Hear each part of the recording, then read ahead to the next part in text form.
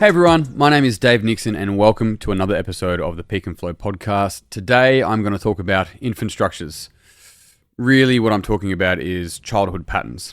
Now, what is common to see and what is I think more common than actually discussed is people that had a pretty good childhood, yet as an adult they've come up against challenges that they're actually really struggling with. That could be high levels of anxiety, could be depression, it could be crippling fear, it could be imposter syndrome, it could be whatever terminology we want to label it, anger, anything that is deemed somewhat negative, but is in a way stopping them from showing up and behaving and living life the way that they really want to. So what's interesting with this, and I remember a little while ago, and I probably could have found the post on it, but I posted about this simple concept, which is really pointing to childhood patterns.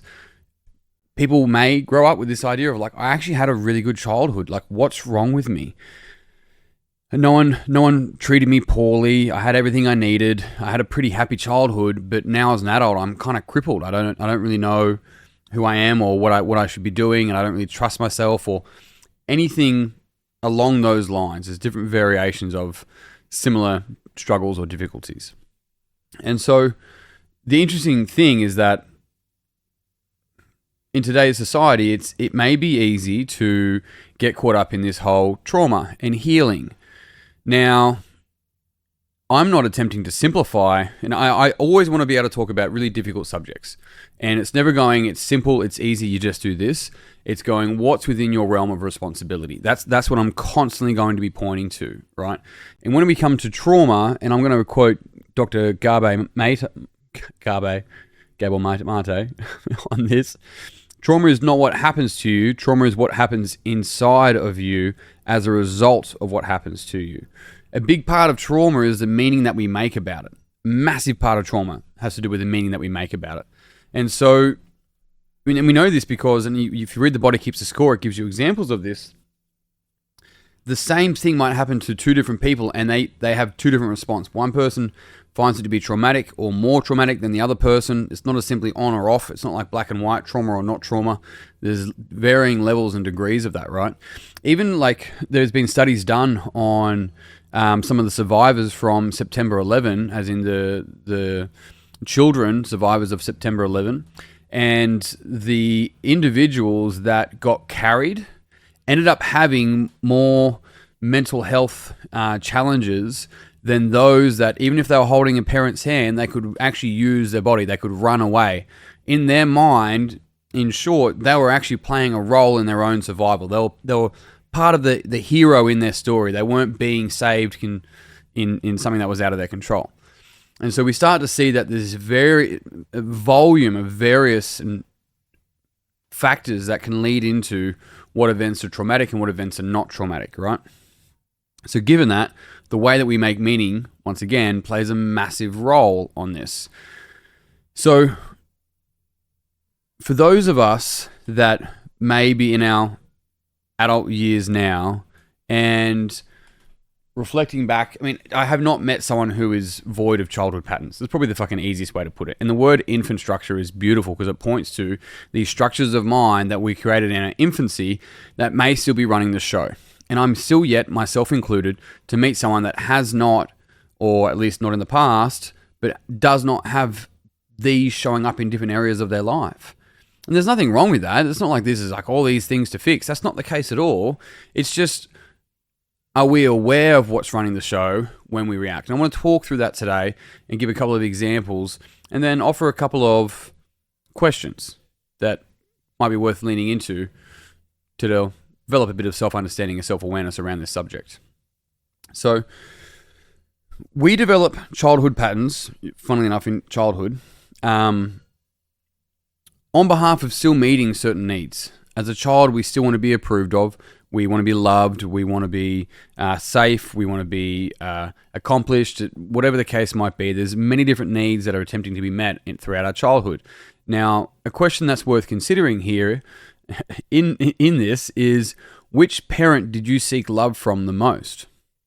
There could be a general rule that we seek approval from a masculine figure and we seek love from a feminine figure. Now, that's not always mum and dad in that sort of example. It could be, well, for me, after the age of 11, I had a single parent. So the seeking of both of those things was kind of in the one person. And so that wasn't able to be fulfilled. And so I seeked it in other areas later in life and even in my teen years. And so as I got older and reflected on that, I started to really understand, okay, hang on a sec, these challenges that I'm having are on behalf of still seeking approval by a mature masculine, or still seeking love by a mature feminine, or whatever the case might be. And it wasn't until I went through a certain amount of pain doing that sort of stuff that I'm like, man, it's time to grow up. It's time to realize that whatever the hell I'm seeking it's not outside of me. Because even if this person out there does give me love, they don't actually go, here's a box, I put some love in it, and when I open the box, that love goes in me. Love is a feeling that I elicit within myself. They can't give me love. I give myself permission to feel it. Hear that again. They can't give me love. I give myself permission to feel it. It's the same for pride, same for approval, same for anything else. And so if we're seeking approval, if we're seeking validation outside of us, the challenge of that is that when we do get that, all we're doing is meeting a condition. The conditions of mind that we have created, usually from when we were younger, a less mature version, a non-current version. We built these strategies and conditions, and when they're met, then we allow ourselves to feel a particular way. So that's a really powerful and important component to understand. These people don't give us that. We allow ourselves to feel it. That feeling is on the inside. It's the same as said with frustration. If we go, that person pisses me off, that person frustrates me. No, they cannot frustrate you. I'm frustrated with my experience of this person, because the challenge is as soon as I say to them, that person frustrates me, I hand my power over. I'm now at cause and effect of however they're behaving. It's like I'm out of control, as opposed to understanding, hang on a sec, that person does X, and when they do X, it triggers this response in me. What's that on behalf of? Where's that coming from? So that's an actual self-awareness, self-development, self-understanding practice, as opposed to don't do that because it pisses me off. What I'm saying in that is you're not allowed to behave like that. So because I react a particular way, which I don't like, and I don't know how to control that, so I'm going to control you. Can you hear that? Right. So the important thing when we start to reflect on these areas of our life that may not be working or may no longer really be relevant or valid isn't so much that we need to have anything to fix or anything to change. Really, it comes down to self-understanding. And that sounds a little esoteric or cliche, but it's funny when we build awareness, right? I'll give you a heads up. Awareness, acceptance, action. That's the process. So with awareness, when I become aware of something, I go, I do this thing, I hate it. How do I stop doing that? How do I change it? How do I reject it is actually what I'm saying. It's actually, that keeps happening because I've resisted it. Because I've rejected it. So it's actually the integration, it's the acceptance that allows me to understand why I do it. What's the value behind this way of thinking? What's the value behind this behavior? What's the positive intention? Now, what's really important when we consider our positive intention is that, and I've had this in many various coaching conversations where I'm like, right, so is that this type of thinking? Is that this type of pattern of thinking? And the person may go, oh yeah, it is. It's like, so what's the positive intention of that then? They go, well, clearly there's none.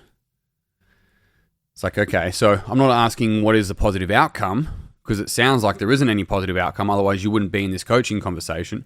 I'm asking if at some point that way of thinking served you, what would the intention of it been when you first started doing it? Another way to think about that, or another question you could lean on, is when I get upset, when I feel a particular way that I no longer want to feel, when I get triggered, how old do I feel then? Somebody says something to me and I react. If I was to catch that in that moment and ask myself, how old do I feel right now? Is it your current age? Is it where you're at right now? Or do you feel much younger? And if so, what age? Now, that doesn't mean that means at that particular age that you made all this meaning and that's your infrastructure straight just there and then, and it's black and white like that. But my guess is it's pointing to something, because it means that it's not the most mature version of you showing up, right? It's the infant structure, a structure of mind that you developed as a young age based around meaning and value that we've put in the back of our mind, and it will run us based upon certain situations occurring that we are going, this is the same as back then. So I react a particular behavior, and it's like that.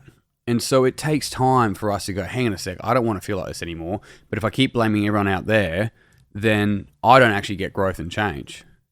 I'm wrapping myself in bubble wrap because I don't know how to, but the problem is actually in the bubble wrap, right? The problem is in me. Now, when I say problem, don't fix it, problem is to understand it. That's the key difference.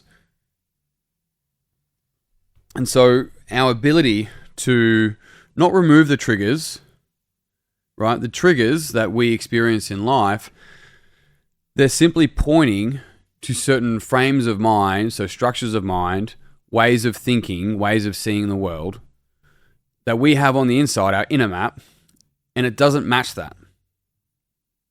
And so our ability to go, hang on a sec, why am I responding this way?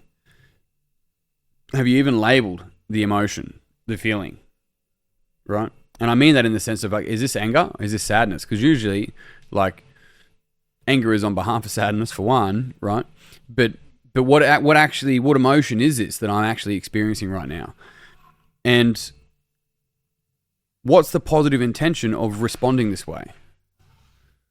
Why do I feel threatened in this moment? Why do I feel unsafe in this moment? Am I actually unsafe? Am I actually threatened? Or is there something else going on for me that may not make sense in this current moment, but had it have happened when I was younger, this reaction would be valid. And so once we start to see the value behind our reaction, and reaction doesn't always mean behavior, it could be freezing, it could be thinking a particular way. I apologize for the mechanic noise in the background. But the ability to be able to really see that for ourselves allows us to start to see the value that we hold on the thing that we want to, inverted commas, change. And when we can see that, then we have the ability to really make a difference in collapsing that structure as opposed to attempting to change it or reframe it. It's seeing the value, because at some point, the way that you think or the way that you behave, it served you. And so it's seeing that. If you don't see that, it'll continue, because what you resist persists. And on that note, team, I'm done. Thank you very much for tuning in. If you enjoyed this podcast, it would mean the world to me if you'd pass it on to someone else that you think would also enjoy it. If you haven't already, you can grab a copy of my book, Minding Yourself, anywhere online or on my website. All our trainings and retreats and all that's in the show notes. You should be able to access that on whatever platform you're on. Otherwise, that's me done. I'm out. Until next time, peace and pizza. I'll see you soon.